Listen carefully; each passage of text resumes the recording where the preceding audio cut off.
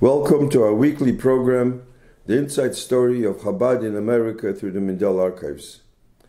Today is Rosh Chodesh Adar Sheni, Mishenichnas Adar Marbim B'Simcha. It's a happy Chodesh, it's a freilich Chodesh, and it's a Chodesh of Refuah. The Adar is a Rosh Tevis, Ani Hashem Reifecha. Sometimes a dalid, you write a dalid instead of a yud. So Adar, Aleph is Ani, dalid is Hashem, and Reish is Refecha. It's a Chodesh that we rejoice, a Chodesh of Purim this month, a freilich Chodesh, a Chodesh of drinking wine, of rejoicing. Hagefen, Hey is Hatzlocha, Gimel is Gesund, Pei is Parnosa, Nun is Nachas. There should be a freilich a year of rejoicing. Yayin, wine. Now I once heard of a word that yayin is begematria, the same numerical value as lekach. Yayin is yud nun. Yud is 20, nun is 50, that's 70. And lekach is lamed ayin kufches is 208. So how is it the gematria? It's different. That's 70 and that's 208. So you drink a little bit more wine. So it's 2 times 70. So 2 times 70 is begematria lekach. 2 times 70 is 210. Lekach is 208. So you have you drink a little bit more wine. That's more. So you have another piece of cake, lekach cake, and then or if it's not, so you drink more wine until you drink more wine until you become the adel leyada bein orer homan lebaruch mordechai. This reminds me. I knew of a chassid. He's already in Olam Ha'emes. He used to come. But many times before Kol Nidre, Yom Kippur, he used to be shikir, drunk. So once he explained, why do you drink before Kol Nidre? He said, Yom Kippur is a day of judgment. So he says, Yom Kippur is like Purim, Yom Kippurim. It's like Purim. Purim is by him the highest thing. And Yom Kippur is a day of judgment. So first of all, a drunkard, the Eibishter doesn't judge someone who's drunk. So Vibaldat's a Yom Kippur, so he wants to be like Purim, so it should be Yom Kippurim. That's what he once told me. Anyway, he said, Tzachas. After the last 2 programs, we had the question whether we should put a letter in the Igris and get an answer, whether that's the Rebbe's Shita, or whether the Rebbe's Shita is that you should say Yichi. So we explained the last few programs. Baruch Hashem, I got excellent response especially from non-Chabad, and we had very positive phone calls and Mamish Kiddush Lubavitch to explain what the Rebbe means, whether you should say Yichi or whether you should put a letter in Igros and get an answer. This week will be 82 years, or next week, 82 years since Tes Oder Beis, since the Frierdiker Rebbe came to America. He came Tes Oder Beis. He came, as once I spoke, with 11 people. He went from Riga. He took a plane. The plane to Sweden, and from Sweden they took a ship went to New York. The journey was 13 days. It was a very stormy journey, very painful. The Frierdiker Rebbe was not young. He wasn't well begashmias. He went through the most horrific time in Russia. Under the Russian communist regime. He was tortured. We all know the story. He was in prison. We all know the whole Maisa. All Mesiras Nefesh Poshet for other Yidden, Mesiras Nefesh for Torah mitzvahs. So, and I don't think there was a Rebbe that ever was suffering so much as the Frierdiker Rebbe. And as he writes himself, he went through Sheva Midura Gehenim. So he wasn't well. He had a very hard time on the boat. And Rabbi Mindel told me, and he wrote down certain notes. Rabbi Chadaka was over there.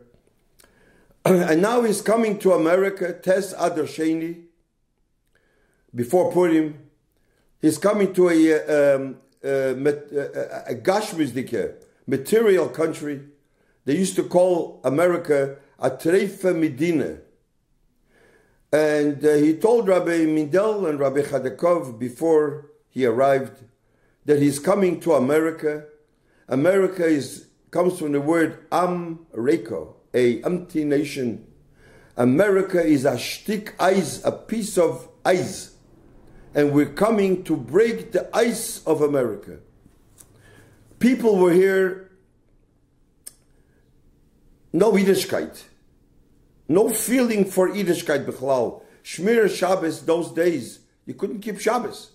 I mean, a person had a family, they had a job. Friday, if he said he wouldn't come on Shabbos, they gave him a pink slip and he had to look for another job. This was then in the 1940s. And people told the Frierdiker Rebbe that you're an old man, you're coming here, you're probably going to become one of us because you can't be a real, what you want to be, you can't be here in America. No Torah mitzvahs. There were Talmud Torahs here, perverted Talmud Torahs. And the Frierdiker Rebbe called the Rabbonim, the rabbis, wormy rabbis, quite a few times. So the Chil Shabbos was, the Frierdiker Rebbe Gishri, and he was screaming about the stores were open on Shabbos, women go with pocketbooks on Shabbos, people went with cars on Shabbos. And then he mentioned, I don't know why Dafki, he said, women go shopping for bread on Shabbos, shopping for bread. That's what he told him. I don't know why he used that word. And there was hardly mikvahs. The ignorance was unbelievable those days. And he's coming to break the ice of America. Now, speaking about Shabbos, I just want to mention that I heard from Rabbi Oltein, Rabbi Mordechai Oltein. He once told me that the Rebbe told him, and he says it's written somewhere, I don't know, that the shuls, the rabbonim or Chabad houses, when they give out Friday a kuntres or a paper before Shabbos, on the bottom should always say that Shabbos you can't drive with a car. That's what he told me. And he heard it from the Rebbe. So I just want to mention that. Now, it also reminds me, Shabbos, I had a group in Long Island, adult education, not religious people. So they once asked me, they want to come for Pesach to my house for the Seder. So I asked Rabbi Dvorkin, all of Hasholem, what should I do? I mean, they have to go back by car. So Rabbi Dvorkin says that I have to have, let's say if you have 10 people coming, you have to have 10 beds ready for them, and you have to tell them that they can sleep over, but you have to have the beds ready, mamish. And if they say no, then you can't have them. That's how they cannot come, otherwise you're making them Michal Shabbos. Anyways, that's a Maimon Musger. So the Frierdiker Rebbe came before Purim. Then the Frierdiker Rebbe said, some of them are from the notes of Rabbi Mindel, Purim is Haman. Haman comes from Amalek. On Purim, we read, the Frierdiker Rebbe said, Vayovei Amalek vayilochem im Yisrael bir fidim. The Yidden went out of Egypt, Mitzrayim. They went to Matan Torah. So Amalek came and he had a war with them.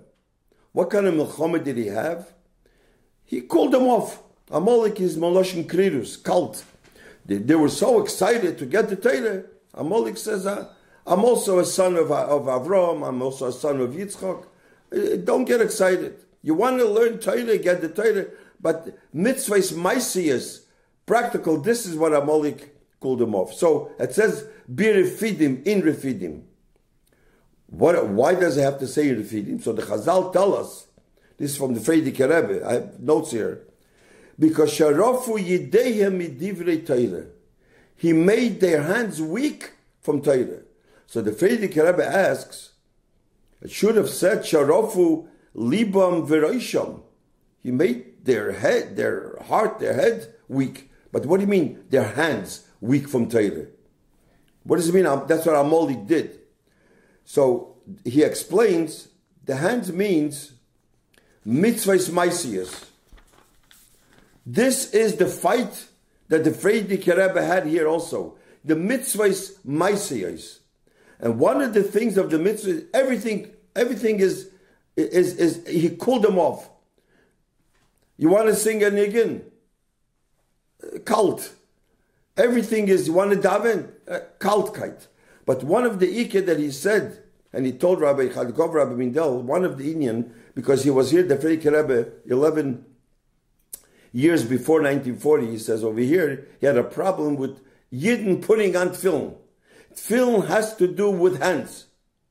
And he explained like this, and I think the Rebbe mentioned it. A person puts on film. He puts on Shal Yad, he puts on Shal Rosh, he puts on first Shal Yad, then he puts on Shal Rosh. He takes off Shal Rosh first, and then he takes off Shal Yad. What does it say in the tefillin of a Yid? Shema Yisrael, Hashem Elokeinu, Hashem Echad. How much we love Eibishter. What does it say in Hashem's tefillin? He also puts on tefillin. Umika amcha ki Yisrael, goy echad baretz. How much Hashem loves every single Yid. Just like we put on Shal Yad first, and then Shal Rosh, HaKadosh Baruch Hu also puts on Shal Yad first. What is the tefillin Shal Yad of HaKadosh Baruch Hu? That is the Anoshim Pshutim. Plain people. People that do good maisiyas, mitzvahs maisiyas. That's the ikir. They learn Torah, but the ikir is the mitzvahs maisiyas. Then, Shal Rosh. What is the tefillin Shal Rosh of HaKadosh Baruch Hu? That is the scholars, Talmidei Chachomim, Rosh Yeshivas, Rabbanim, heads of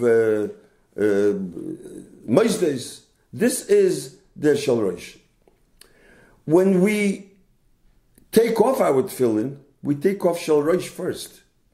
But the Shal Yad, the Anoshim Pshutim, we begin with Anoshim Pshutim and we end. This is called the hands. And tefillin you put on with the hands, on the hand. And also if you want to put on the head, you still need the hands to put on your head.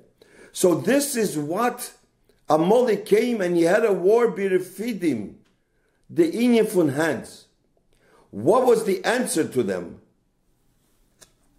What was the answer to these people? Moshe Rabbeinu said, "Vayorem." He says, "Moshe es yodai." Moshe picked up his hand. It means the Frierdiker Rebbe, Rabbi Midal writes, who came in America, to pick up the hands, the Anoshim Pshutim, the people that are mitzvahs, the maisiyos, to pick up the mitzvahs maisiyos. They should be the Rosham Velibam Lovinu Shobashomayim.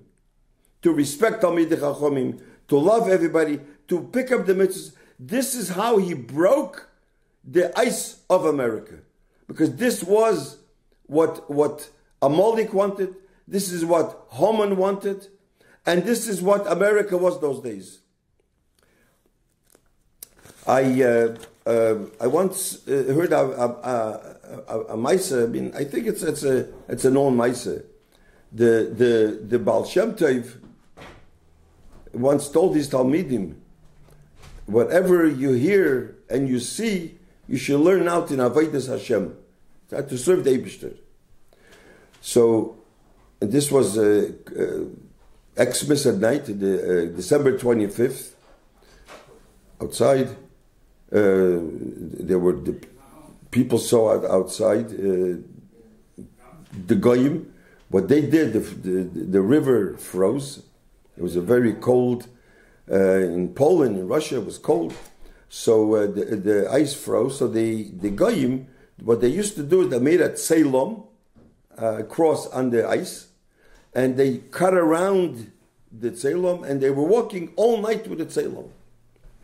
Here, the Talmidim of the Baal Shem Tov, they just heard from the Rebbe saying that whatever you see and you hear, you have to learn Avodas Hashem. What can we learn from a tzelom? So they went back to the Baal Shem Tov. The Baal Shem Tov told him, I heard it's from the Baal Shem Tov. Some people said it was from the Ruzhiner. I don't know. So the Rebbe told them, for me we learn out, if something or somebody becomes cold, the end is he'll end up to be a cross. Kaltkeit in the erste Sach, apathy. And this is what the Frierdiker Rebbe came on Tes or the Sheni to break the Kaltkeit from America. Now, the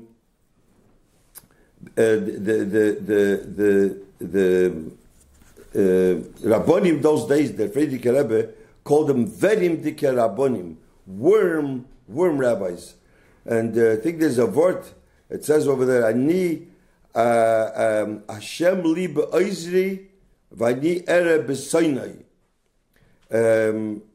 That means Hashem is with me through my helpers, and then I can face my enemies.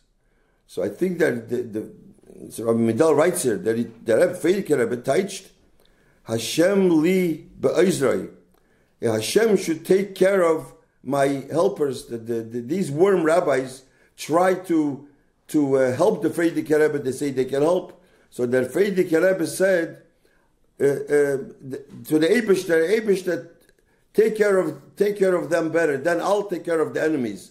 I rather take care of the enemies than my helpers.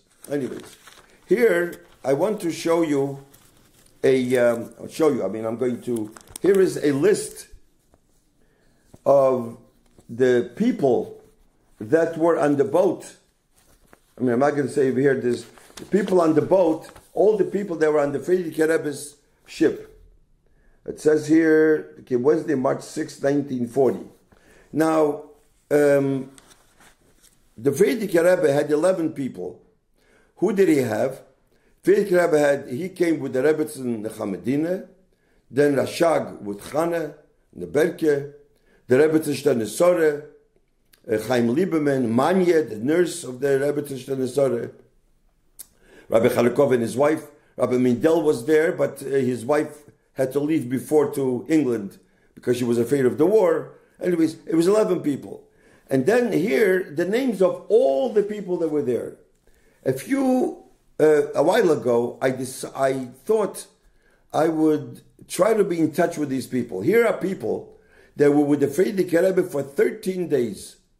And when the Frierdiker Rebbe came, they saw the Kabbalah Sponim. So being with the Rebbe, I'm sure they knew that the Frierdiker Rebbe was on the boat. There was a tzaddik on the boat.